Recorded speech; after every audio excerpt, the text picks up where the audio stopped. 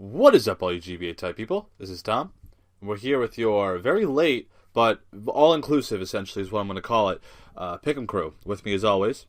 Hey guys, how's it going? It's McCaddy, and we have got your Pick'em crew again. So the way this is going to work is, essentially, we know we were late for, Saturday. We're going to go through our Week 11 results, our Week 12 results, how that implicates the playoffs, and then we're briefly going to go over how the playoffs are going to work for us picking the matches. Sounds good, Will? Yep, that sounds good. So starting off, we're going to go to Week 11 and give a brief overview on there. So first thing to note, obviously, first match we got Shady versus Crimson. We all ended up being wrong on that, which is obviously going to implicate our win-to-lose ratios, but it's not going to affect our standings because all of us ended up being wrong on this one. A lot of red on this sheet. Yeah, there's a serious amount of red, I must admit. But there's a nice little green sticking out there in the second one with John versus Fizz. You guys all doubted John, and should have put a bit more faith in him, I must admit. Hey, for what it's worth, Fizz did go for the all-or-nothing belly drum sweep with Venomoth and Chestnut. But still, John came out with the win on that one. He did. Then we got Tup versus Lars. Lars came through on that one, all of us getting that one right. Now another one, Burke and Baby Nick picking the underdog with Gio on this one and ended up becoming correct with that one, which is interesting to see. Nick versus Steve, obviously all of us correct on that one.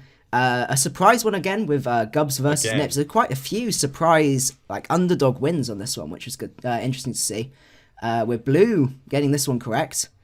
Then we got Malvone versus Hayden. Blue going for another underdog. Unfortunately, this one didn't pay off this time as Malvone does pull through with the win on this one. And then finally, a good amount of green and red on the final one with Miguel versus George, which was a really difficult one to call. So, yeah, really interesting. See, the hardest part about these last 2 weeks was that we didn't know where each coach's head was at. So it's like the amount of effort from each coach was difficult to kind of pinpoint who was going to try and who or just who was going to bring wacky stuff with Fizz, that was probably the hardest part because we didn't know if they were just going to play for fun, if they were going to play at all, or if they were just going to play because why not.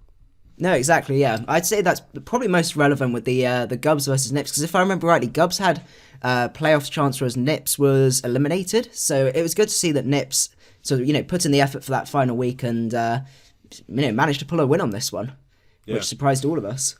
The results, as you guys can see, a lot of 4 and 4s. We have Burt going 5 and 3, 2 3 and 5s with Kelly and Blue. Still, we'll go over the lock of the week for the next one, and then finally, it just shows that still McCarty and Burke are number one. Woo! You'll see that being a common thing. You'll see I kind of grip myself back up in the contention between Hank and I. Kelly one behind, Baby Nick one behind, and then Blue way behind. But moving into our previous week, Week 12. Now, as you can see, a lot more green, not as much red. That's a good thing. We did push one match, being Miguel and Malvone. Now, in terms of Lock of the Week, I'm unsure if we've explained this, but since you put your Lock of the Week on Miguel, we're still going to count that, but however, you're going to get that wrong because Miguel took the forfeiture. Make sense? Yeah, no, that makes sense. That's absolutely fine. Okay. But we're just going to push that. All got it right, John versus Crimson. We all got it right, except for Blue, Dan versus Tup. A little bit of a mixture here. Now, the reason I think that we were kind of picking Gio is because he kind of had to win. Otherwise, Dan would have pecked his way back into the playoffs, which he did. Hayden versus George. We all got that one right. Steve versus Nips. A lot of believe in Steve. Maybe the hope that Nips would kind of show up was not really there. Fizz versus Shady. Another example of a weird match because... Yeah, it was strange. Fizz had the playoffs locked up, but then you didn't really expect Shady to win, so that match was very strange. Then Gubs versus Nick, we kind of just went along with Nick, but it was nice seeing Gubs get that very last week win. Good for him. Not really much of an implication with these last two matches, but good to see, the lower team win, maybe at least keep some pride, I guess, in themselves. I think it just shows as well that Gubs is, he's still got it. It's probably the best way to put it. But the other fun fact is this was the first week I believed in Steve, and it paid off. Wow. The real gambling man over here. Yeah. But looking at now these scores are relevant as this is going to be our finale for the regular season, but that doesn't mean that we're going anywhere. you'll still see us next Saturday, and we'll explain that just in a moment. But 5-2 for Kelly, Burke, and you.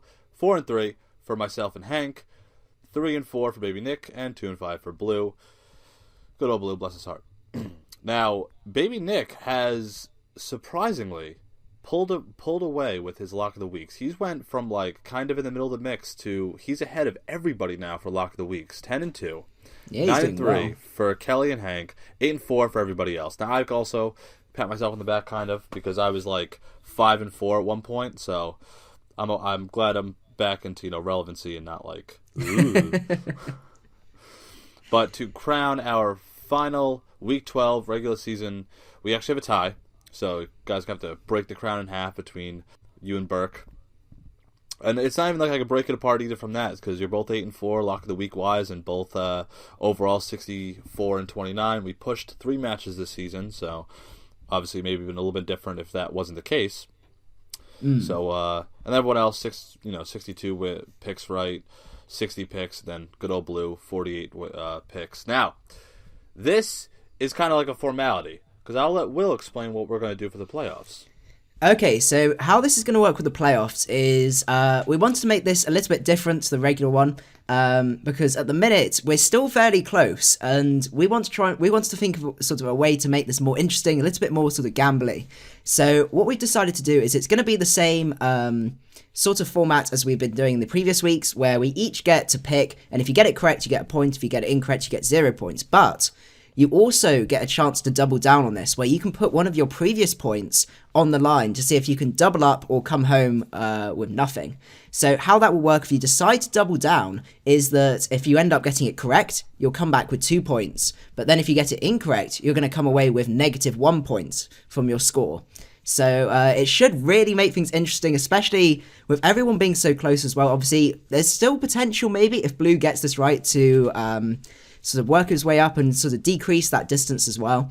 On top of that, for future weeks, we may end up changing that where we can sort of triple down or even quadruple down for the final. So, but we'll let you guys know once we decided what we're actually going to do for, as we go on from there. But for this coming one, it is going to be the option to double down if we want to.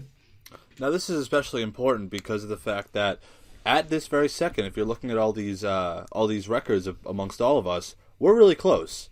It's not like there's a huge differentiation. I mean, unless we're talking about Blue here, but like Will said, he can still come back if he does, lock up all his double down picks. But with everyone else, there's a nice tight knit group that these double down picks could really make a difference, and it makes it much more fun to pick. Like, it's not just going to be the person that is ahead, such as Will and Burke, are just going to keep it safe. It's like the other guys behind them could be like, all right, I'm going to double down, I'm going to triple down next week, and maybe, overtake the lead a little bit. Definitely. It should make things really, really interesting for the playoffs, which I'm really looking forward to.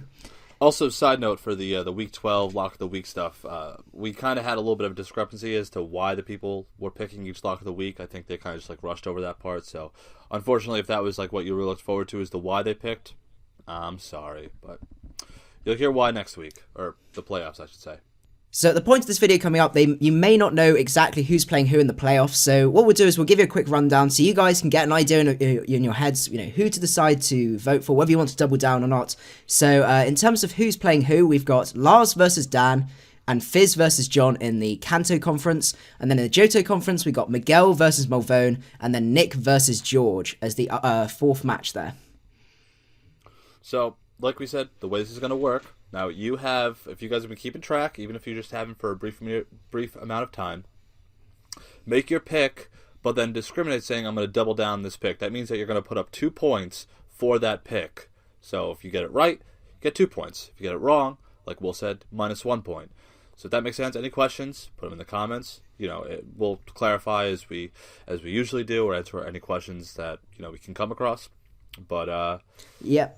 On top of that as well, on Saturday we will be doing a video with our picks on there, so don't forget you can put your playoff picks down in there as well, so don't worry too much about putting them on for this video. It's just more if you guys want to have a think about, because these matches are going to be really hype, really, really interesting, so it just gives you guys a little bit more time to think about them. Yeah, and there will be, you'll still see the content coming out. Power Rank's still going to come out. Everything's going to be there. It's just, this is like the preamble into the hype that's going to be the GBA playoffs. Woo! So with that being said, hope you all enjoyed. Any questions, leave them down in the comments. The picks will bring to you on Saturday, so look forward to that. And until then, happy GBA playoffs, everyone. See you there, guys. Later.